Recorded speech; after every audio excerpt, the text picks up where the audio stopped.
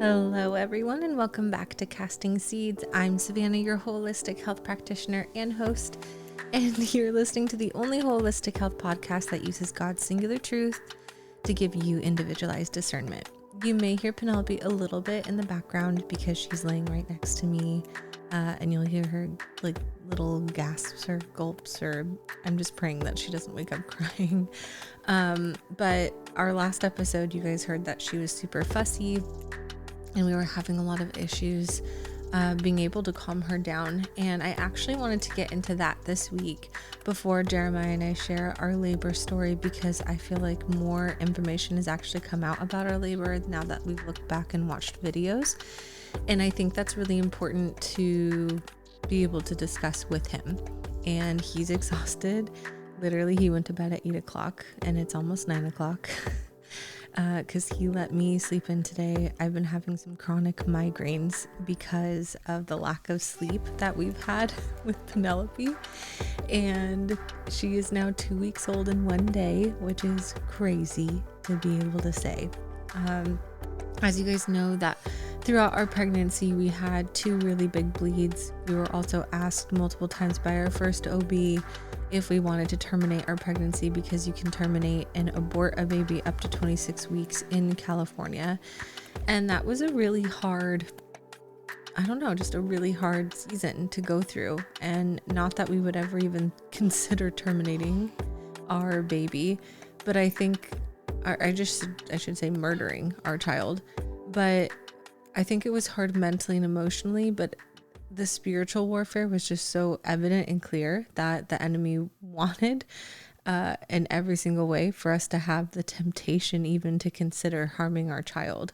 So I think with that, it was a lot easier to be able to come together as a married couple when the baby wasn't necessarily there, and be able to make decisions. And because it's just like, baby's inside of me, all we know is we are protecting the baby and feeding and doing my body was doing all that automatically. And then you're kind of thrown into being a parent after you give birth, and the hospital even doesn't necessarily prep you. Even the classes and even all of the holistic classes that Jeremiah and I took, nothing kind of prepares you for actually doing life with your child. I will say too, staying in a hospital was different because you are getting to know your child in one environment. And then after a couple of days, she, like us, the 3 of us were ripped out of one familiar environment and then put into a brand new one in your home, where then you realize, oh my gosh, so sorry. I'm tired too. You realize I have no backup. It's just Jeremiah and I. That's it. And he doesn't know what he's doing. I don't know what I'm doing. We do to an extent, but not really. And I'm going to tell you guys, the only 2 things that have been the biggest, not that people haven't been the biggest blessings, like family members and stuff. But even the meal train has been a little bit more. Yes, it's been a blessing, but it's been a little bit more of a burden than a blessing. And I'll get into that too. So I just wanted to talk about all the things postpartum in the past 2 weeks that Jeremiah and I have learned, and the things that we wish we knew going into having a newborn. 1, oh my gosh, breastfeeding. So we saw in the hospital 3 separate lactation consultants, and all 3 of them were so confusing and gave totally different advice. Now, I'm not saying that everybody has this experience, but I do want to say for us, it was really infuriating because we were up all night with our baby in an uncomfortable place. Oh my gosh, I'm going to pray that I don't yawn a lot. We're in an uncomfortable place, and then we're being told she's just a fussy baby, which is red flag number 1. If your baby is fussy, it's because your baby's hungry. Either your baby is hungry, or your baby needs to poop, or your baby needs to burp. It's one of those 3. And it's not your baby's fault that he or she are doing the biological things that God created them to do and to communicate those things. Also, there's a viral video that goes around. If you just look it up, it's the Oprah Winfrey video, which I'm not a huge fan. Oh my gosh. I'm so sorry. I'm really going to try not to yawn. I'm not a fan of Oprah Winfrey at all, but the woman who came and taught on her show taught about all the different sounds that a baby makes, and you can understand what they are. And Jeremiah and I we have listened to that so much in the past few weeks. But the neh sound, like yeah, crying like that means that your baby's hungry. The like that type of a sound. The more of like shallow in the throat is your baby trying to burp. And then the is, if you couldn't tell, your baby trying to poop. Those are the three main sounds that you genuinely need to know. There's also the crying one, which is like they're tired, which is more of like, oh, wow, like they sound like a little owl kind of.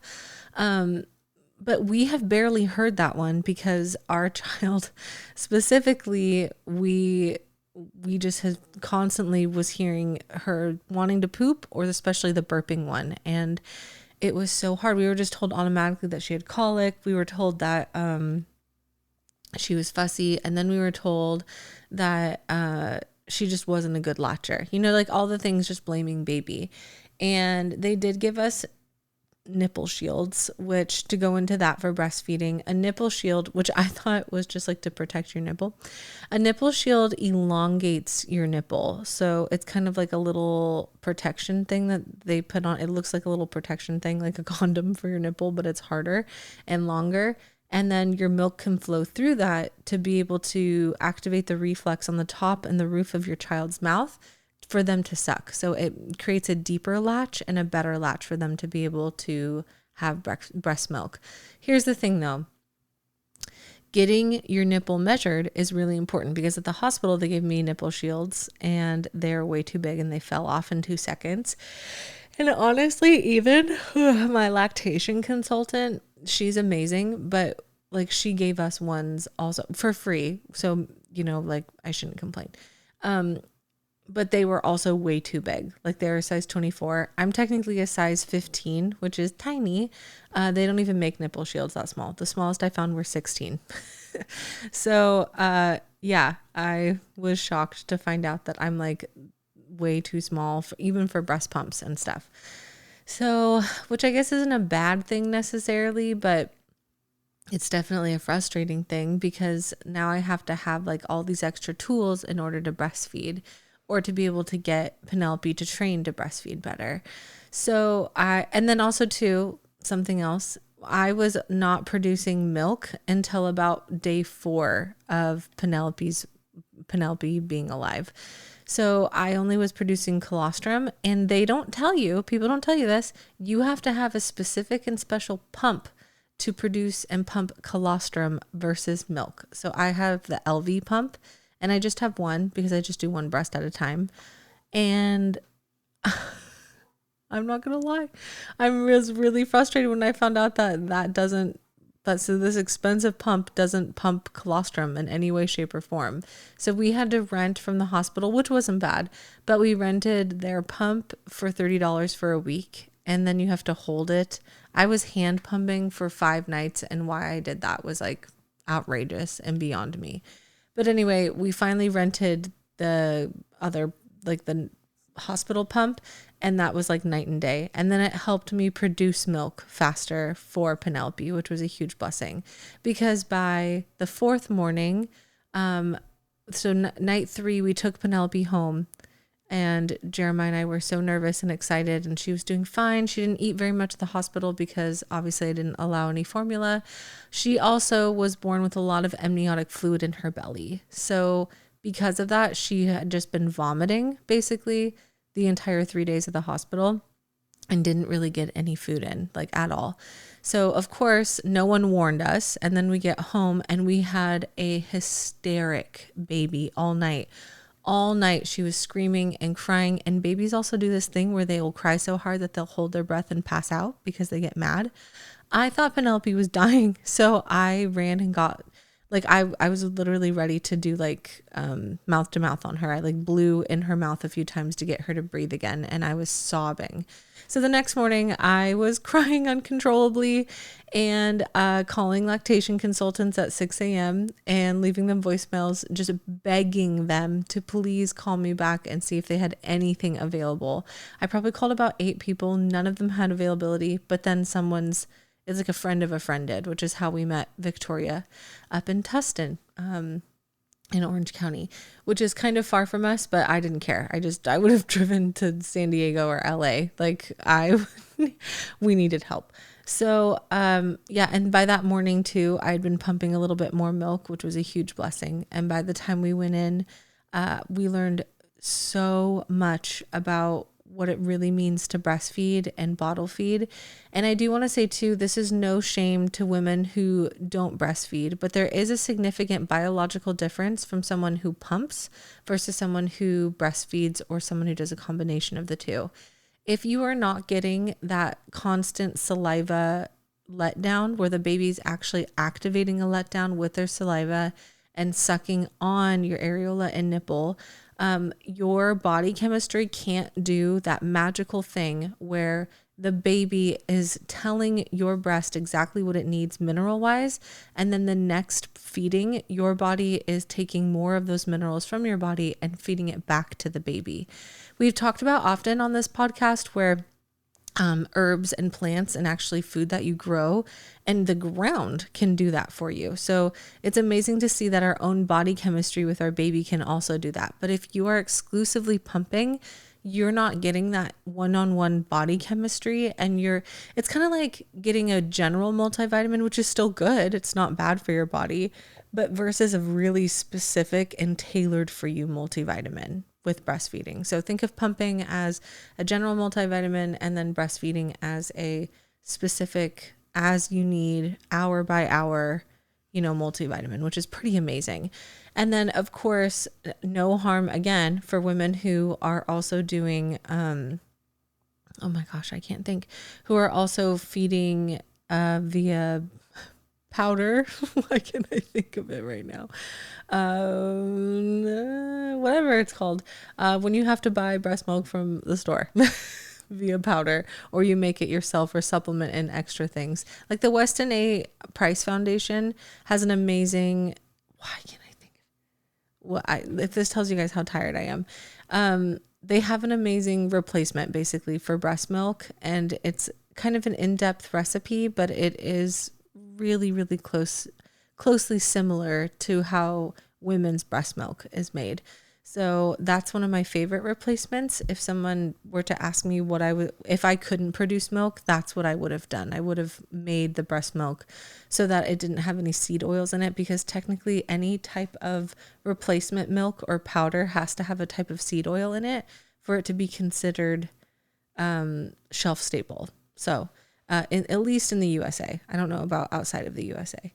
So that's something else to consider. But anyway, so going back to lactation consultant, that first day was super eye-opening. She again gave us another type of nipple shield. It was still too small. I ordered one the other day and it works a lot better. But yeah, we actually didn't get a My Breast Friend pillow on our registry because it just seemed like so bulky, and I just saw a lot of reviews that people used it for like 3 weeks and then they didn't use it at all. So I'm actually really thankful because we ended up needing it, but I got it off of Facebook Marketplace for like $10, and that thing is really expensive, and I'm really glad that it wasn't on my registry as an expensive item. So we have that, and we used that with the lactation consultant, and she showed me really cool ways to help promote breastfeeding. And that's what I wanted to explain to you guys today. Basically what you do is you put the pillow, and if you don't have a My Breast Friend pillow, you don't have to use that. But basically you want baby high enough where if you lay your baby in front of you, they should be like across your chest. Like if I'm rubbing my chest right here, which you can hear, my nipples technically droop down lower because that's what happens when you are pregnant. Your nipples tend to drop, so your boobs kind of flop over. So my nipples are lower, but then I can scoop up my breast and put it into her mouth. Also, her eyeballs are about halfway. So like her mouth is more, let me think about it. Let me think how to explain this. So if I'm laying her on her side and she's facing my right breast, if that makes sense, her mouth isn't in the middle of your breast, like what you'd think. You'd actually want to bring the mouth more towards like the center of your chest. So think about if you break up your breast into 4 separate sections, think of like your baby being in the first like 1/4 of the quarter. And the reason why is because you're going to scoop your breast like a taco and then bring your nipple and or the nipple shield, like you're going to scoop and then push towards your own chest, which right now I'm actually kind of engorged, so it kind of hurts, but you're squeezing like a taco. So not a hamburger across your breast, but underneath you're grabbing like a taco. You're allowing your nipple to start pointing up. You're lifting up, and then you're bringing it down your baby's face. So like forehead, nose, and over to their mouth. And then when you gently let go of your breast, the reason why you want your baby lower is then because your nipple will naturally slide up and hit the roof of your baby's mouth. So you're scooping, dragging it down, which I know is funny, but when you drag down their forehead, nose, and towards their mouth, it actually creates a reaction for them to open their mouth. So you can kind of pretend to be your baby. You can put your pointer finger on your forehead, drag down onto your nose, onto your mouth, and then lightly, like almost like you're going to drag to the jaw, and it will make your baby go whoa, like that and open. And then when you let go of your breast just slightly, it will bounce up into their mouth and then make them want to suck and latch more deeply. So that was just even learning that was huge. And and knowing where to position her head. And that's the other thing too, her body, her butt was more in the crease of my left arm and my elbow. And then I could gently squeeze her back closer to my breast. And the other thing is too, that I wish more people told us is it's okay. Your baby's going to scream and cry and not like it the first like 5 to 10 times that you do it, but just be consistent and do it and swap. So try for 5 to 10 minutes on the first breast. If your baby doesn't take, then try, I wouldn't say then try another 5 to 10 minutes because that's 20 minutes of your baby possibly starving and screaming, but try 5 to 10 minutes on one breast. If your baby doesn't take, have your pumped milk ready and then feed your baby. And then the next time that it's time for a feeding, try again on the opposite breast. So like Penelope tends to take better to my left breast. She lays more comfortably there. I'm not sure why, but then Jeremiah and I realized like we often feed her into our left arm. So we hold her a lot with our left arm and then feed her with our right hands because we're right-handed. So we've been trying to feed her, if we do bottle feed her, more with our left hand and hold her with our right arm. And then she's actually gotten more comfortable with feeding onto my right breast because of that. So those are just little tips and tricks that we pay like almost close to $400 for all this information. Of course, it's different being with a lactation consultant and having them tailor things towards you. She also taught us how to burp properly. She taught us how to check her tummy configurations. She taught us how to cloth diaper. She taught us so many different things. And I love Victoria so much for that. And she's kind of like, she's on call or text anytime we need her. So she was definitely worth the money and the 2 separate classes that we saw her for. She also weighed Penelope, and our goal, when we first saw her, Penelope dropped significant weight. So when I gave birth to her, she was 7 pounds, 13 ounces. And then by, I think it was Thursday. Yeah. So she dropped a lot of weight. So I gave birth to her on a Monday. That Thursday, she was down to 7 pounds, 6 ounces. Which was like, that's just significantly different in such a small amount of time. So it was concerning, and they really wanted us to be able to get her weight back up. So they made it clear if we could feed her every hour to 2 hours, which every hour was wild, for 24 hours a day for the next 2 weeks, if we could try to get up to her birth weight, that would be amazing. And Jeremiah and I were like, there we go. So we decided to do every 2 hours, and I was pumping and bottle feeding because it was just too hard to try to get her to also breastfeed and do that at that time. We did a little bit, but it wasn't our focus. Our focus was to get her weight up. And yeah, it was kind of amazing because then by the next Thursday that we went in, which was a week later, she had not only gone past her birth weight, but she went to 8 pounds, 1 ounce. So that was incredible. And she expected us to just try to get to her birth weight within 2 weeks. And she surpassed it in 1 week, which was a huge blessing.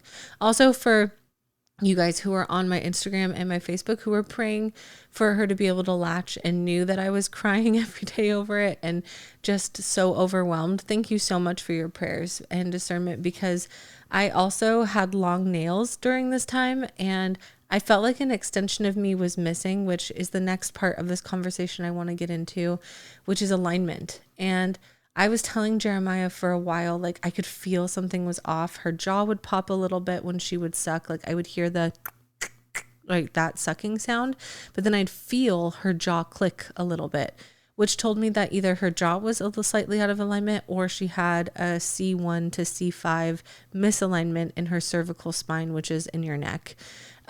Which if you have cervical misalignment, that means that you have thoracic and lumbar misalignment, which basically means the middle of your back and the lowest part of your back and or hips. Also, her ankle would pop a little bit. And I noticed too, and moms, you know this, when you lay your baby in front of you onto your chest and then they kind of curl up in that little ball, they tend to sometimes favor one side or the other. And you can kind of look down and see if their spine curves at all. And I just saw like Penelope looked like she was just in a weird S position, like a snake that wanted to slither up my chest rather than a worm who bobs up and down. A lot of newborns, when they're looking for breast milk, they tend to do that head bob where they look kind of wild and like, ooh, and they're bobbing a lot. That was a huge sign to me that because she was going side to side more, not bobbing up and down, because you could tell it was uncomfortable for her, that she needed alignment work. And I knew like my nails were they're the longest they'd ever been, like in 8 years. I've been doing this for a long time and I just wanted long, pretty girly nails to grow out during my maternity leave. And I don't regret it, but I realized it was like it felt like part of my vision was cut off. Like, I don't know, like I felt like I couldn't see my own daughter's body or see how out of alignment she was. So I chopped off my nails and I could feel when I cut her nails, like different adhesions in her back and tension spots. I'm not a chiropractor, but doing alignment work, I can feel, I mean, I've worked on tons of babies. And I think when you then are holding your own child, it's like you tend to second guess or get kind of nervous. And also being sleep deprived doesn't help. So I did some alignment work on her, but nothing that made me feel very comfortable. And I knew she needed adjustments, but also too, she was screaming uncontrollably every night, even after really good feeds and after seeing the lactation consultant twice and knowing how to burp her and knowing how to get her to go potty. I could just tell she was constipated. She kept doing that like pushing sound, and she would scream bloody murder, like those screams, but imagine that high pitched, like she was dying type of a scream. And and it's like Jeremiah and I were trying so hard to be like, okay, we don't hate each other. And we would take shifts with her, but it was getting to the point where it's unbearable. Like 2 weeks of that, like barely getting any sleep. And somehow we still have gone to church every Sunday. We went to church when I was in labor. We went to church the very next day. This past weekend, we didn't make it to the morning service, but we went to the family service and to the, we had a potluck afterwards. We went to a potluck, but we slept in literally until like 10:30 on this past Sunday because we have gotten zero sleep. So finally, do you hear Penelope? Finally, I told Jeremiah after this past weekend of getting no sleep, what's today? Yeah. So, on Sunday I told him, I was like, tomorrow I'm calling, for infant chiropractors. I'm going to call around and see. And he was like, yeah, go ahead. And so I did. I found someone who specialized in not just infant chiropractic, but neurological care. And to me, that was more important because I can specialize in alignment work. I can do a lot of what chiropractors can't do, which is they can adjust the bones, which is fine. But if the fascia tissue is pulling the bones out of alignment, then there's no point in going back and getting chiropractic over and over and over again. I wanted to make sure that if I was going to someone that they could actually read my daughter's vagus nerve and do some studies and check out things on her on stress and actually check her bowels and do things a doctor can do that I can't do, especially if I was going to pay money. So in San Clemente, which is a lot closer to us, I did find a doctor, which if anyone lives in Orange County or LA or San Diego area and wants the name of or the information of the people that I worked with, you are more than welcome to get them from me. Both of them seemed interested in coming on to this podcast, which seemed really cool. But yeah, we'll see. And actually the doctor that I saw, the chiropractor, she actually speaks at a bunch of local churches around here, which was really cool. So I went and saw her and I took in Penelope, and you guys, when I say I did cry at the lactation consultant because I was so exhausted for having 4 days of no sleep. And, just again, she confirmed, like, you're not crazy. You have no idea what you're doing. It's okay. But then going, now 2 weeks later to a chiropractor and her going, wow, like, yeah, your daughter definitely has like pretty severe issues in her lower back. Like, no wonder why she's constipated. Hearing those things, I was choking back tears and I was sweating the whole time because I knew that something was off. And knowing that my daughter was in this much pain this whole time and I couldn't do anything about it, I don't even know, like this is just like alignment work, just her spine. I can't even imagine. We had someone at our church where their son was in the NICU because he couldn't breathe. And this is the second time this has happened with their kids. And I told her, I was actually texting her today. I was like, my problem is so minuscule, and I couldn't stop crying thinking about how I have no control genuinely over my daughter and how she really is 100% the Lord's. And I could not even imagine if she had to go to the NICU and, I just told her basically like how proud of her I was and the way that they handled it. And, it was sweet because she validated me. She was like, Savannah, your problems are just as hard. And I was like, no, they're not. And I was like, my daughter had chiropractic issues and I cried. And I'm not saying that those things aren't hard, but I was trying to tell her, like, I'm crying over the fact that I'm realizing, like, it's so different and it felt so different being able to say that while she was in the womb because I hadn't met my daughter face to face. And because I had 4 miscarriages before, I think it was easy for me to be able to be like, you know what, Lord, like if this child's only yours and I never get to meet this child this side of heaven, that's okay. I'm used to it. I've been there. And knowing that, knowing I had 4 babies in heaven already, I was prepared at any time. Yeah. If I have 5, that's okay. Would it be really hard? Yes, but I would do it again if that's what God called for. And now meeting her little face. And I told Jeremiah, I was like, I can't even imagine parents who have lost their kids after birth or like much later in pregnancy, because having early term miscarriages, they're hard in their own way. And I've talked about that in another episode and why they're specifically hard. But oh man, like seeing her pain, just meeting her little personality and knowing that she was hurting that whole time. And I'm thankful that I caught it early, obviously, because I know these things, but so many parents don't know these things. And so many parents don't know how to catch these things early. They don't know to see a lactation consultant to learn even how to feed their child properly so that they're not in pain, let alone then see a chiropractor versus an alignment specialist versus a massage therapist. Like, who do you go to next when your baby still is screaming in the middle of the night? And especially when other people are telling you that it's normal when it's not. So I felt really validated when she told me, like we're going over more findings on Thursday, but so be praying for that. But we also watched our labor and delivery video, our birth video, which is also why I wanted to have this episode come out now so that we can explain in depth our labor and delivery. But we watched that together and she showed me there are a lot of things that made me upset about our birth experience, and I can't wait to go over it with you guys. But basically, we did find out that the nurse did pull her neck when there was no reason to, because I only had 3 pushes in my whole entire labor, and I pushed her out by the 3rd push, and there was no need for the nurse to pull on her neck. And we saw it in the video that she did, and that clearly messed with my child's neck and her spine. So I don't know what that looks like in the future. Obviously, it's not super severe. I have someone actually in my group right now, my church group, who actually was pulled out severely with forceps, and she has she has a few permanent birth injuries and the lack of use of her left hand because of it. So, I mean, I can even imagine that it looked like this lady gently pulled her, but still pulled her by her neck.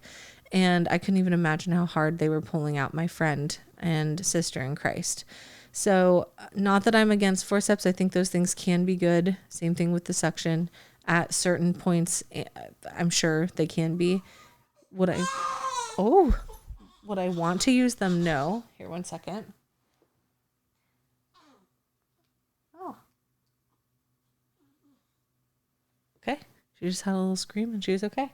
But anyway, knowing these things and then being validated and then being told that my daughter's vagus nerve was completely off and her parasympathetic nervous system, which is the nervous system that helps you relax and sleep, get good deep sleep, and also understand the difference between daytime and nighttime, all of those things were off. So finding that out and knowing that not just my motherly instinct was right, but yeah, like my findings, my schooling, all of those things were correct, and that I should have gone with those sooner. But I'm also just trying to get to know her, and you don't know what you don't know, you know? I just wanted you guys, if any of you had new kids or just didn't feel validated, especially if you had a screaming colicky baby, which I feel like people are just given the term colic, like, your baby's colic, your milk's colic. That's not true. I feel like so many people are just told that they have a colic baby, and you either just have a child who needs to poop, who needs to burp, or who needs to eat more. It's one of those 3 things. And people don't know that or understand that. And babies do communicate through crying, but they don't have to be aggressive, gnarly cries, and they don't have to be intense, and they don't have to be all night long or all day long. And there are ways for those things to get fixed. So as we're learning more about how to be able to fix this through chiropractic and through, my style of doing alignment work, I could explain these things more in detail, but I will say she did get adjusted. And one of the cool things is that they actually hung her upside down. It was so cool watching her decompress. They held her by her little legs. And that probably sounds terrifying to some people, but she did a full adjustment and then let her spine decompress for like a whole 30 seconds upside down. It was so cute watching her relax. Then afterwards, when I got home, while I was feeding her or when I was checking her out, I would then go in with my own work and I checked out muscles that were tight around her spine and helped loosen it as well. And she had the most intense, and that's the thing, newborn poops don't really smell at all. She had 2 of the nastiest, most stinkiest poops because she was super constipated and it was built up. So that was night and day difference, especially after those 2 huge gnarly poops came out of her. She's been doing so much better. Today has been a lot better. Last night was good, but it wasn't a lot better. This morning was still a little bit hard, but today has been easier. And as of right now, tonight has been easier. So yeah, it's such a blessing. I can't even tell you, especially tomorrow we have the friend whose child was in the NICU. She's actually coming to do a little photo shoot of Penelope tomorrow, which will be so cute. And we don't post her face on Instagram or any social media because we don't want Facebook or anyone to have any data of her, even ChatGPT. We don't want any AI to have any data of our daughter's face. But we have shared her face to people directly over direct message where it's not saved, that data, or text message or email and things like that. So if people really want to see her, and I actually have to send out photos to clients still, so that needs to happen. But yeah, we're honestly so blessed with that team combo that we've created between our chiropractic neurological doctor and our lactation specialist. So I just want you guys to feel encouraged to not be afraid to outreach and just cry and call people and tell people you're struggling, and God's going to bring the right team to you. Like every time before I called anyone and left a voicemail, even if I was sobbing, I asked God to just bring the right person to us and trust him that, that the right team is going to be made for our healthcare. And if we met the person and it was a no, to make it clear, or to make it clear before we even left. And yeah, God honored that. And it's been so sweet and just liberating as well. So I just want any mother or father that's listening, if you feel lost or feel like your baby is hard, cries a lot, has been told that your baby has colic and, or your breast milk is just bad and colicky, there, yes, is a certain diet that you need to be eating to avoid a colicky diet, like not having a ton of beans or cauliflower or broccoli, things that are going to create gas for you is going to create gas for your baby. So having a clean diet, like not eating a ton of gnarly, you can have dark greens, but make sure they're cooked, and also eating them in a specific order. Anyway, which I can go more into if people have questions on that, but having a specific healthy diet, also getting good exercise, taking your child out in the morning and at night. And guess what? When you have a newborn, you're up when the sun's up. You're up when the sun's going down. So taking your baby out in the evening and out in the early morning to reset their circadian rhythm. And also just getting them checked by specialists. Go to that lactation consultant. Make sure your child's nerve endings are okay and that their spine is in good alignment. Make sure that, even seeing someone like me, because I would tell someone directly if they needed to see a chiropractor instead of me.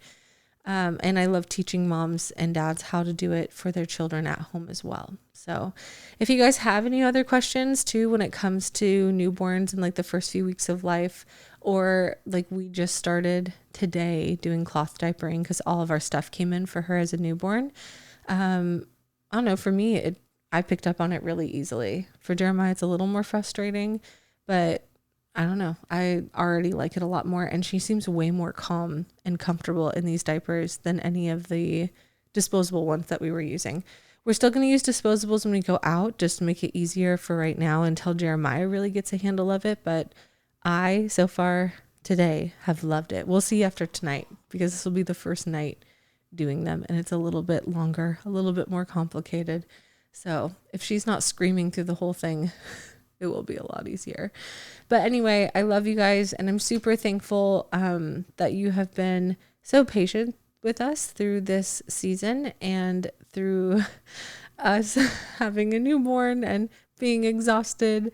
I mean, we were going to tell our birth story, but Jeremiah was so sleepy that we couldn't even record that today. So I do think that this is a good precursor though, because then going into our labor and delivery, especially hearing now, you guys know like the repercussions from what's happened from it. And now we feel like we know more about how much they pulled on our neck and stuff. It's going to make it even more exciting when you hear the whole story. So, I just want new parents to feel encouraged and just know that you guys know what's best for you and your child biologically, but even spiritually. And, Jeremiah and I we lift up our daughter every day in prayer, and our marriage as well. 'Cause in the middle of the night when your baby's screaming, all you want to do is punch your husband or wife in the face. I feel like it's for some reason their fault that your baby's upset. And there were a few times where we both just sat there with her screaming her ears off, and Jeremiah just held me sobbing. And I could tell, was also holding back tears because we had no idea what to do. We were both so exhausted and wanted to just give up on life. So we've been there. And just because you're holistic or more allopathic or, whatever, you have a bigger house, smaller house, it doesn't, breastfeeding, non-breastfed, it doesn't matter. None of those things is better than the other, and none of them makes your life easier than the other. So it's all about honestly being able to submit to Christ and then trust each other in your marriage. And I'm so I can't even tell you how many times I've told people these past few weeks, I'm so freaking thankful I did not marry a loser because Jeremiah is the most helpful, wonderful, amazing dad. And he loves Penelope so much. And I can tell he loves me so much. And even our puppies, huh? Yeah. Daddy's been taking care of all of us, honestly. So, I pray that you guys are blessed by this episode. If you have any questions, don't hesitate to call, reach out, and let me know if there's any other way I can help you. I can't wait for you guys to hear our labor and delivery story next week. Until then, keep casting seeds and love you guys. Bye. We hope you enjoyed learning how to cultivate God's creation from a biblical perspective. Holistic health is to prioritize whole person wellness through Christ. Like and comment on what topics we're casting seeds or casting pearls. If you found this information provided useful, subscribe to our podcast for future updates, leave a review to help us improve, and share this episode. We would like to remind you before we leave that perfect health cannot be attained in this world. Only spiritual salvation through sanctification and repentance to God and turning away from sin will give you a perfect body in the kingdom come. Nourish yourself in the Word, in prayer, and in biblical fellowship daily. Thank you for joining us today, and a special thank you to our listeners for making this podcast possible. Always praying.